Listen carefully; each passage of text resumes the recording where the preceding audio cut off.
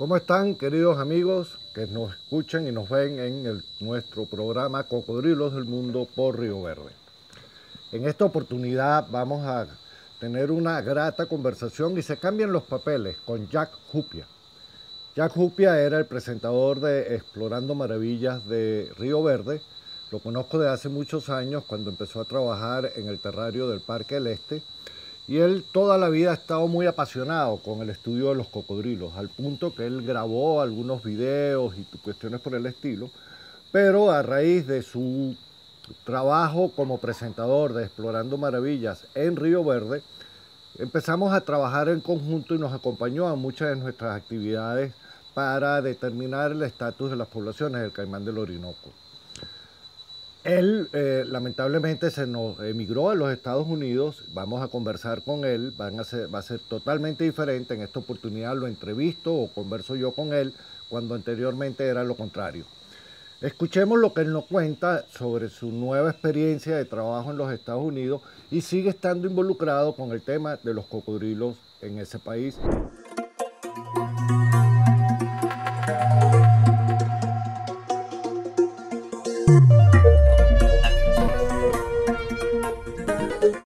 Tengo el honor y el gusto de conversar con Jack Hupia. Jack Hupia es amigo mío de hace muchos años. Lo conocí cuando empezó a trabajar en el terrarium del Parque del Este de la mano o de la guía de nuestro querido amigo común, que ya no está con nosotros, Saúl Gutiérrez.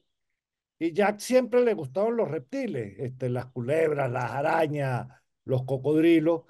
Y una de sus pasiones, ha sido los cocodrilos. Jack posteriormente fue el presentador de todo ese excelente programa que hacíamos con Río Verde que se llamaba, o se llama, porque de vez en cuando sacamos algún capítulo, Explorando Maravillas, y tuvimos la oportunidad de hacer muchos viajes juntos con el tema del caimán del Orinoco.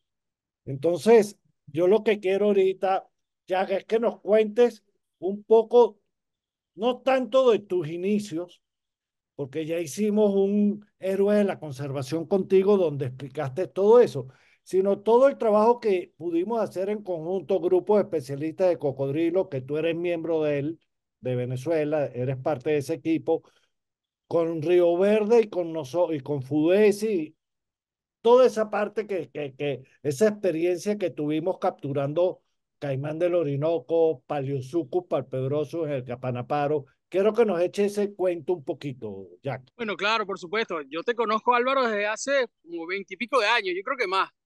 La primera vez que yo te vi fue en el terrario del Parque del Este. Estaba yo comenzando, siempre con esta afición y mucho interés por la fauna silvestre. Y bueno, desde ese momento me empecé a involucrar en los trabajos que estaba llevando a cabo Saúl Gutiérrez, hoy fallecido lamentablemente. Me involucré mucho en eso, en el manejo de los crocodílidos de Venezuela. Recuerdo que asistí al primer curso de manejo de cocodrilos en el Hato Mazaguaral hace ya un poco de años. Y bueno, ahí, mire, me di cuenta de cómo podía profesionalizarme en esto del manejo de los crocodílidos. Ah, y bueno, trabajando en el terrario del Parque del Este, tuve oportunidad de interactuar y de participar en muchos trabajos serios que se hicieron al respecto, sobre todo el trabajo que estaba haciendo Saúl Gutiérrez con las babas, de que tú también eras parte de ese trabajo, y todo ese manejo tan interesante que es que convertir un crocodílido, que es, por supuesto, una especie silvestre y tiene su importancia por eso, pero también es un recurso manejable eh, y un recurso que genere dinero pues, para las personas involucradas en su conservación. Eso me parece indispensable para la conservación hoy en día. Entonces me encantó esa visión que no era tan romántica como la que yo pude haber tenido en aquella época, pero sin embargo que me abrió los ojos pues, con respecto a la necesidad de establecer un manejo de fauna. Y bueno, desde ahí he andado contigo en una que otra cosa a través de los años, si mal no recuerdo, y mira, ha sido una experiencia grandiosa. Tuve la suerte de tener esa oportunidad de salir contigo y con Omar a capturar cocodrilos del Orinoco, si no me equivoco, era para el trabajo de censo que tú estabas haciendo, que ibas a publicar. Exacto.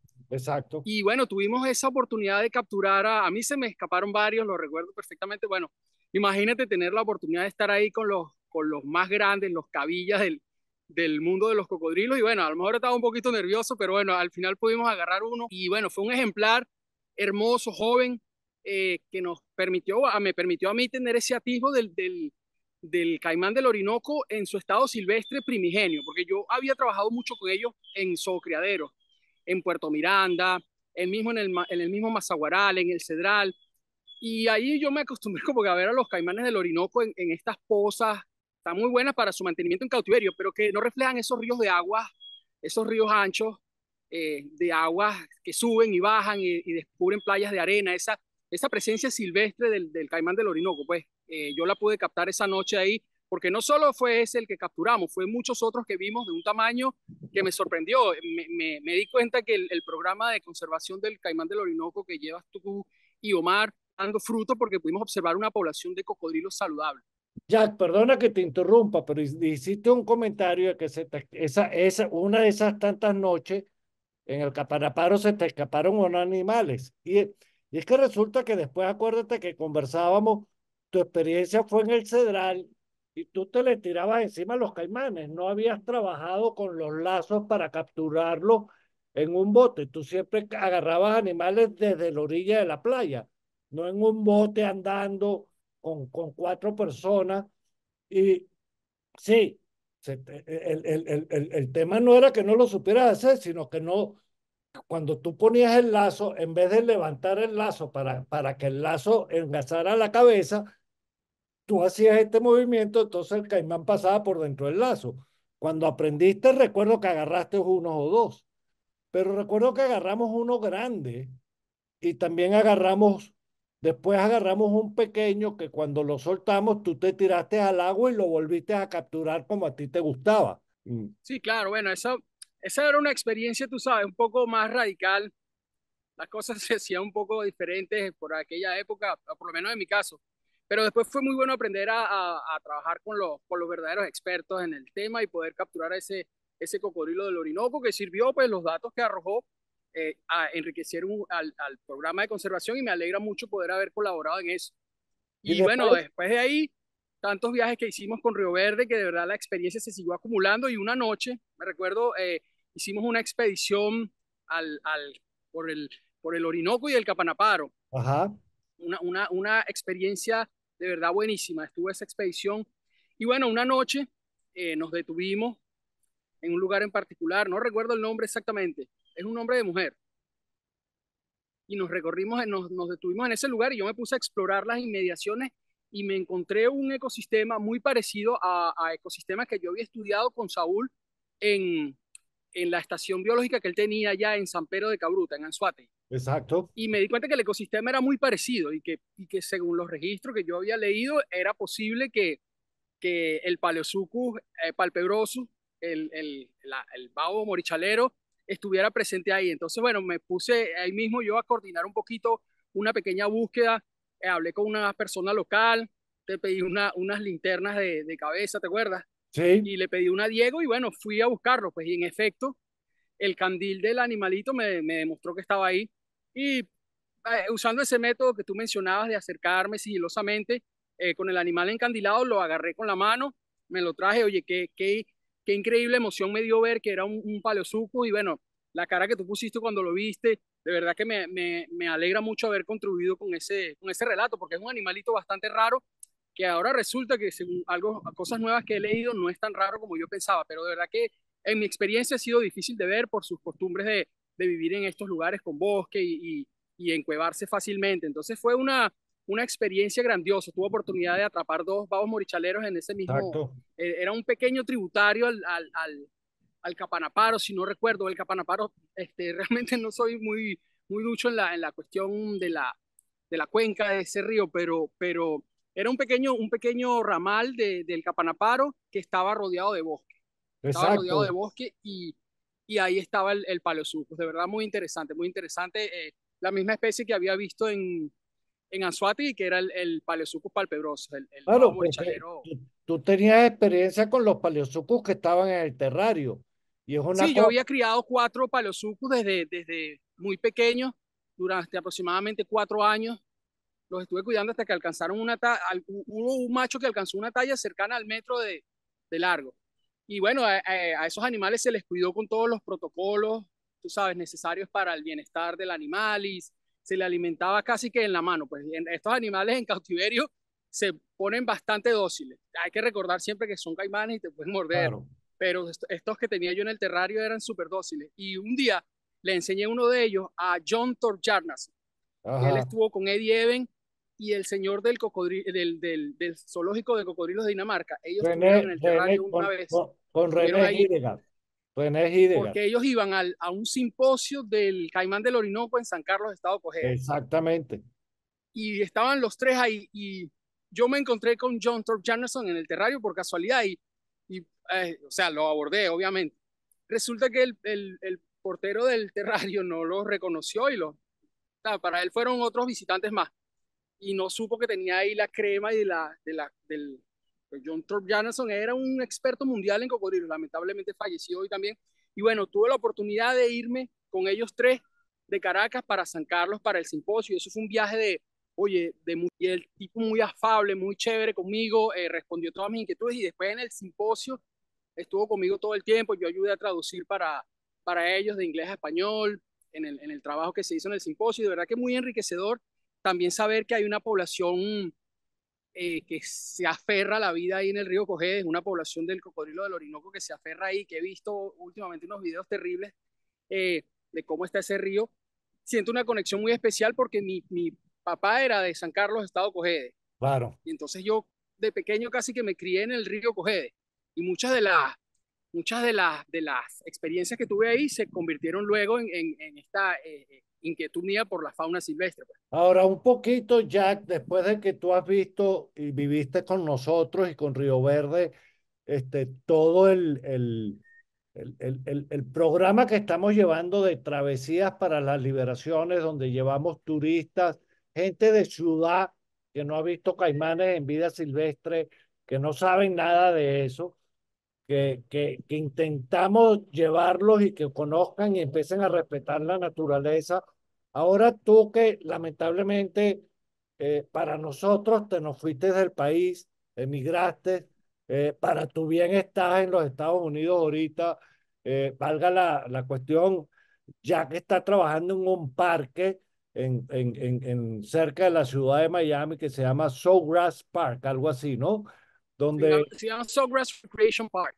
ok, Es un parque de aerobotes enfocado en los alligators. O sea, exacto. básicamente es un tour para buscar alligators en esa sección. Es una pequeña sección de los Everglades, lo que llamaríamos nosotros una unidad de conservación, algo parecido. Es un área es una reserva de fauna y flora que está bajo la circunscripción del Estado, él la cuida, es de acceso público y nosotros operamos unos aerobotes en esa área, básicamente para buscar el alligator. El alligator es la principal atracción de estos botes en esta zona de los Everglades. Y bueno, mira, la gente viene de todas partes del mundo con la intención de ver ese animal. Y nosotros le damos un tour le explicamos un poquito acerca del ecosistema de esa área. Es de las tres secciones de los Everglades, esa es la que tiene más agua. Entonces los alligators de ahí tienen unos comportamientos particulares de esa zona que tiene mucha agua y poca tierra firme, pues. La Ok, mayoría de la tierra firme que hay por ahí es artificial, que son los levees, que son con lo que llamaríamos un terraplén ok, en Venezuela. Exactamente lo mismo. Hay una serie de canales y terraplenes y estos animales, hay una población saludable. La Comisión de Vida Salvaje de Florida estima que actualmente hay más de 1 millón de alligators solo en el estado de Florida. O uy, sea que los programas de conservación han funcionado porque al igual que casi todos los grandes crocodílidos, el alligator estuvo al borde de la extinción en el siglo sí, pasado. sí, Y ahora, mira, los números han repuntado. Estos animales le producen dinero, para decirlo sin ningún tipo de tapujo, producen dinero y pienso que eso ayuda muchísimo a que se promueva su conservación, porque son cientos de personas que acuden a este lugar día a día con la intención de poder ver esos alligators. Entonces, el negocio del aerobote funciona, atrae a la gente, los negocios turísticos funcionan, le entra dinero a la comunidad y la comunidad se aboca entonces a la conservación del alligator. Y bueno, les recomiendo ampliamente que si vienen por la zona de Weston, se llama específicamente, no dejen de visitar el Sawgrass Recreation Park porque es una muy buena atracción, es completamente natural, no hay luchas con los alligators ni nada de eso, solo es observarlos, es alligator watching, se llama la cuestión. Ok, Y bueno, eh, también he podido ver que en los locales de esta zona de los Estados Unidos sienten una especie de cariño hacia su alligator. Pues no es una situación como la que he visto en los llanos, en las cuales los locales tienden a sentir adversión hacia el cocodrilo del Orinoco, lo ven como un competidor o como un depredador, en fin, como un enemigo. Aquí la gente está consciente de la peligrosidad del animal, pero les gusta tenerlo, es como un símbolo del estado, de la zona. Entonces, ah, me parece muy positivo todo ese enfoque ecoturístico que se está dando aquí. Y precisamente ahorita estábamos en la temporada de apareamiento del alligator americano, entonces hemos podido ver machos bellowing, se dice aquí, es como, tú sabes, cuando ellos producen ese sonido de baja ajá, frecuencia que hace titilar el agua alrededor de ellos.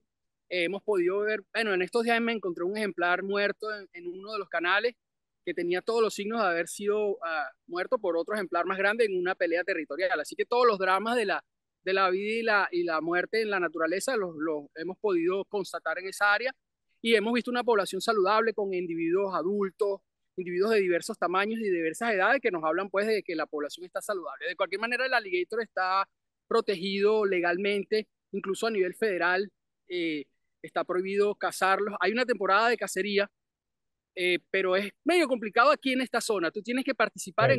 en una rifa, Sí, en una entendí. especie de rifa, y ellos te dan entonces dos etiquetas, dos tags para puedes cosechar dos alligators, que también contribuye mucho a la conservación. Mucha gente es enemiga de la cacería de trofeos y de la cacería deportiva porque no comprenden el valor que aporta esta a la conservación.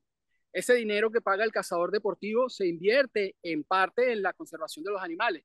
Y aquí incluso con temporadas de cacería deportiva en todos o la mayoría de los estados en donde habita el alligator, no existe ningún indicio de que las poblaciones estén muy bajas o estén no saludables. Así que el manejo me parece a mí que ha ayudado muchísimo a que el alligator esté lejos, el alligator americano. El chino sabemos que está a punto de desaparecer, pero el alligator americano está, digamos, triunfando en realidad. Está prosperando, esa es la palabra que quería usar, prosperando. Y un poquito para terminar, Jack, la experiencia que tuviste desde el punto de vista turístico en Venezuela y la experiencia que estás teniendo hoy por hoy con tu trabajo para llevar gente a ver alligator con los aeriobotes. Ok, bueno, te ¿Por qué comento, yo, por qué crees tú que en Venezuela no hemos logrado algo que funcione así? O sea, bueno, mira, mi experiencia empezó en el Hato del Cedral, como tú mismo comentabas. Y en el Cedral hay una muy bonita y buena operación de ir a avistar cocodrilos. Tú la conoces. Es una operación hecha por profesionales, en la cual está casi que garantizado que vas a ver el caimán del Orinoco. Y me parece que es uno de los únicos lugares en Venezuela, aparte de otros muy puntuales, donde el ecoturismo con cocodrilos se está haciendo de una manera correcta, adecuada y solvente. Pues lamentablemente aquí en Venezuela, como hemos visto, a veces las autoridades que tendrían que ejercer el control para que este tipo de manejo se lleve bien, a veces no, no ejercen como deberían, entonces no hay un control en quién lo va a hacer, quién lo puede hacer. He visto casos, en una ocasión vi un caso en la laguna de Tacarigua donde el dueño de una pescadería alimentaba sistemáticamente a los caimanes de la costa y los caimanes se acercaban, pero entonces generaban conflictos con las personas, había claro. gente que estaba en contra de los caimanes, entonces esto de alimentar a los cocodrilos para que se acerquen es de verdad que yo preferiría que no se hiciese o que se hiciese porque ya se hacen, en Australia lo hacen, aquí en Estados Unidos lo hacen en Luisiana. Ok. En Florida está completamente prohibido alimentar un alligator silvestre porque obviamente el animal va a perder el temor hacia la gente y se va a volver peligroso. Entonces pienso que también depende mucho de las autoridades y el alto nivel de la autoridad pues para poder fomentar y controlar que estas operaciones se realicen bien. Pero el ecoturismo con cocodrilo podría ser un arma este, en contra de la extinción de los cocodrilos, podría ayudar grandemente a su conservación.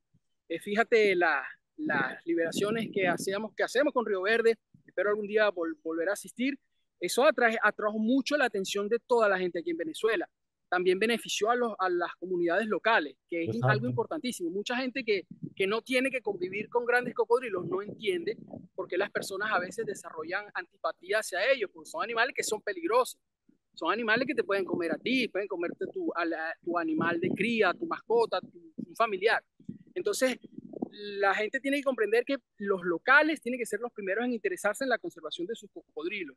Y para eso, la conservación de los cocodrilos tiene que traer algún tipo de beneficio a esas personas. Pues creo que lo que está haciendo falta en Venezuela, lamentablemente, a nivel estructural es complicado. Yo lo entiendo. Venezuela tiene extensiones como los llanos que son difíciles de monitorear.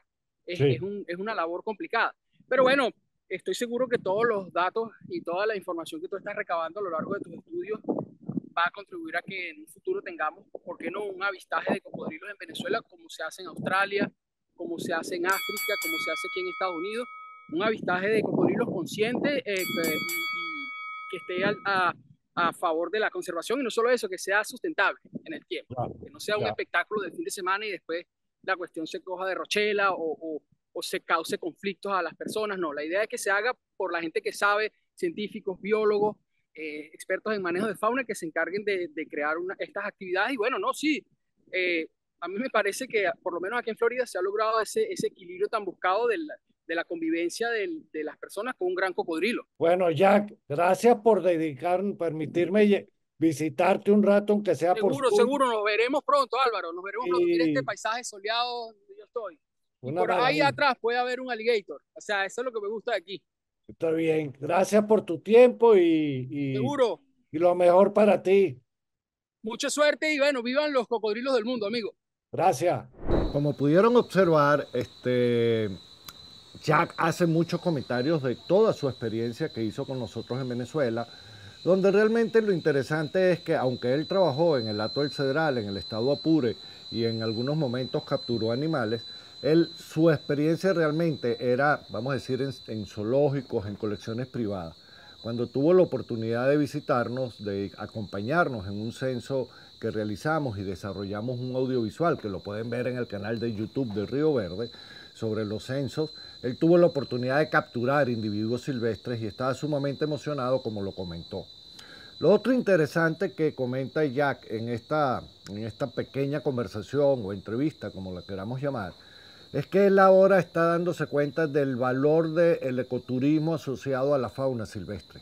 Por otro lado, él también se da cuenta que el trabajo que se puede hacer desde el punto de vista de conservación es muy interesante y nos compara y nos habla un poco de las diferencias de lo que él está viviendo hoy por hoy en los Estados Unidos con lo que podríamos realizar en Venezuela. Entonces, para finalizar, queridos amigos, los invito a que se suscriban al canal de YouTube de Río Verde, le den like a los diferentes episodios de Cocodrilos del Mundo y pueden observar cualquier otro de los episodios o programas que estamos desarrollando a través de la plataforma de Río Verde en YouTube.